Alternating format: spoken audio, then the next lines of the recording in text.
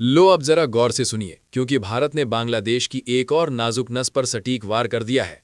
बांग्लादेश की तरफ से लगातार तेज होती बयानबाजी के बीच भारत ने ऐसा कदम उठा लिया है जिसे साफ तौर पर कड़ा और रणनीतिक संदेश माना जा रहा है। हाल के दिनों में बांग्लादेश के मुखिया मोहम्मद यूनुस के बयान लगातार भारत विरोधी होते गए। बात सिर्फ घरेलू मंचों तक सीमित नहीं रही, बल्कि चीन और पाकिस्तान की धरती से भी भारत पर निशाना साधा गया।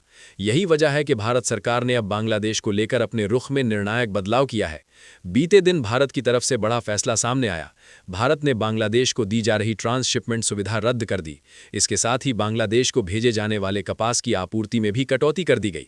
इतना ही नहीं, भारत से मिलने वाली सब्सिडी पर भी रोक लगा दी गई है। इसी सब्सिडी के तहत बांग्लादेश भारत से मुफ्त जेनरिक दवाइयां मंगाता था, लेकिन अब इस सुविधा को भी समाप्त कर दिया गया है।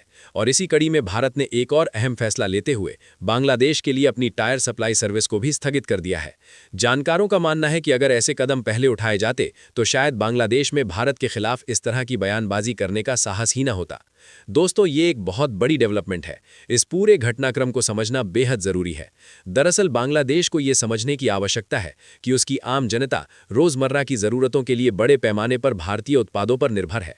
चाहे मोहम्मद यूनुस छात्र आंदोलनों के सहारे सत्ता तक पहुंचे हों, लेकिन उन्हें ये नहीं भूलना चाहिए कि वही छात्र उच्च शिक्षा, चिकित्सा और अवसरों के लिए भारत पर ही भरोसा करते हैं। अब कहानी एक और अहम मोड़ लेती है, क्योंकि मामला सिर्फ बयानबाजी का नहीं, बल्कि बांग्लादेश की अर्थव्यवस्था और ट्रांसपोर्ट सिस्टम की रीढ़ का है।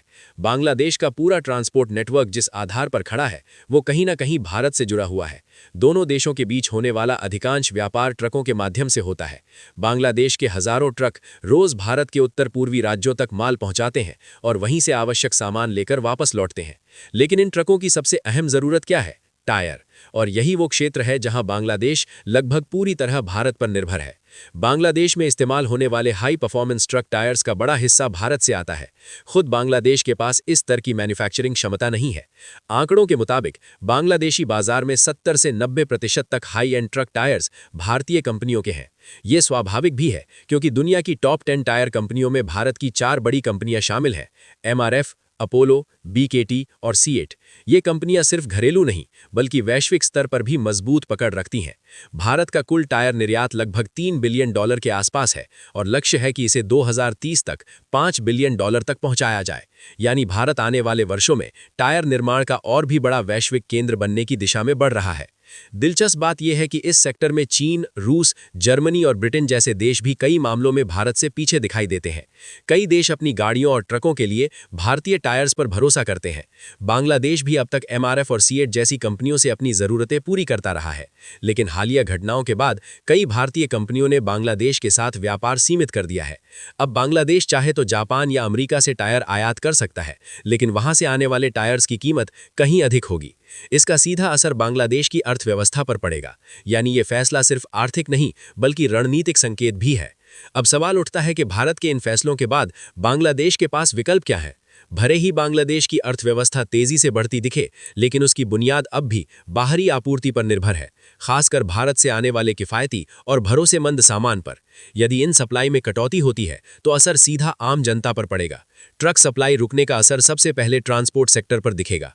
ट्रक कम चलेंगे तो माल की ढुलाई प्रभावित होगी। ढुलाई रुकेगी तो बाजार में वस्तुओं की कीमतें बढ़ेंगी और कीमतें बढ़ते ही सबसे ज्यादा दबाव गरीब और मध्यम वर्ग पर आएगा। यही स्थिति स्टील और अन्य औद्योगिक कच्चे माल की भी हो सकती है, जिसका बड़ा हिस्सा भारत से आता है। बांग्लादेश का इंफ्रास्ट्रक्चर तेजी से विस्तार कर रहा है, लेकिन उसमें इस्तेमाल होने वाली सामग्री का बड़ा भाग भारत से आता है। यदि भारत सख्ती बरतता है तो बांग्लादेश को चीन या अन्य महंगे बाजारों की ओर रुख करना पड़ेगा, लेकिन वहां गुणवत्ता, लागत और डिलीवरी समय तीनों चुनौतियां खड़ी कर सकते हैं। इससे परियोजनाएं महंगी भी होंगी और धीमी भी। दूसरी ओर भारत के लिए ये कदम केवल आर्थिक दबाव बनाने की रणनीति नहीं, बल्कि ये एक स्पष्ट संदेश है कि क्षेत्रीय संबंध परस्पर सम्मान और संतुलन पर टिके होते हैं। अगर बयानबाजी एक तरफा होगी तो जवाब भी रणनीतिक ही होगा। ये केवल आर्थिक कदम नहीं, बल्कि एक स्पष्ट राजनीतिक और रणनीतिक संदेश भी है। संदेश बिल्कुल साफ है: दोस्ती और व्यापार आपसी सम्मान के साथ चलते हैं। यदि लगातार भारत विरोधी बयान दिए जाएंगे तो उसके परिणाम भी सामने आएंगे। भारत पहले भी कई बार दिखा चुका है कि वो अपने पड़ोसियों के साथ सहयोग और साझेदारी में विश्वास रखता है। चाहे संकट के समय राहत सहायता भेजनी हो, दवाइयों की सप्लाई करनी हो या विकास परियोजनाओं में मदद देनी हो, भारत ने हमेशा आगे बढ़कर सहयोग किया है। लेकिन साथ ही ये भी स्पष्ट कर दिया गया है कि राष्ट्रीय सम्मान और सुरक्षा के मुद्दे पर कोई समझौता स्वीकार नहीं होगा। बांग्लादेश की राजनीति में भले ही समय समय पर नेतृत्व बदलता रहे, लेकिन जमीनी सच्चाई यही है कि भारत उसके लिए सबसे स्थिर और भरोसेमंद पड़ोसी रहा है। शिक्षा, स्वास्थ्य, व्यापार, ऊर्जा और ट्रांजिट, हर क्षेत्र में भारत की भूमिका को नजरअंदाज नहीं किया जा सकता। हजारों छात्र उच्च शिक्षा के लिए भारत आते हैं, मरीज इलाज के लिए भारतीय अस्पतालों पर निर्भर रहते हैं और व्यापारिक ढांचा भारत के साथ जुड़े नेटवर्क पर टिका हुआ है। अब निर्णय बांग्लादेश के नेतृत्व को करना है। या तो लगातार बयानबाजी और टकराव की राह पर चलते हुए आर्थिक दबाव को झेला जाए, या फिर परिपक्वता और संतुलन के साथ रिश्तों को आगे बढ़ाया जाए। क्योंकि वास्तविकता यह है कि भारत को अलग रखकर बांग्लादेश की विकास यात्रा लंबी दूरी तय नहीं कर सकती। आने वाले समय में भारत के ये कदम केवल द्विपक्षीय संबंधों तक सीमित नहीं रहेंगे, बल्कि दक्षिण एशिया की राजनीति और क्षेत्रीय व्यापार की दिशा भी तय कर सकते हैं। जब भारत और बांग्लादेश के संबंध सामान्य और सहयोगपूर्ण थे, तब दोनों देशों के बीच व्यापार अपने चरम पर था। भारत हर वर्ष लगभग 16 से 18 बिलियन डॉलर तक का सामान बांग्लादेश को निर्यात करता था। इसमें सबसे महत्वपूर्ण हिस्सा कपास का था, क्योंकि बांग्लादेश की विशाल गारमेंट इंडस्ट्री काफी हद तक भारतीय कपास पर निर्भर है। इसके अलावा दवाइयां, पेट्रोलियम उत्पाद, औद्योगिक मशीनरी, ऑटो पार्ट्स और परिवहन से जुड़ा उपकरण भी बड़े पैमाने पर भारत से जाता रहा है। लेकिन जैसे ही भारत विरोधी बयान तेज हुए, वैसे ही परिस्थितियां बदलने लगी। ट्रांसशिपमेंट सुविधा रद्द होने, कपास की आपूर्ति घटने और सब्सिडी बंद होने जैसे फैसलों का असर सीधे व्यापार पर दिखने लगा। व्यापार का ग्राफ नीचे आने लगा और विकल्पों की तलाश शुरू हो गई। बांग्लादेश अब जापान, अमेरिका या चीन की ओर देख रहा है, लेकिन वहां से या तो लागत अधिक है या सप्लाई चेन उतनी सहज और भरोसेमंद नहीं है। सवाल अब यही है कि आगे का रास्ता क्या होगा? क्या रणनीतिक संतुलन स्थापित होगा या आर्थिक दबाव बढ़ेगा?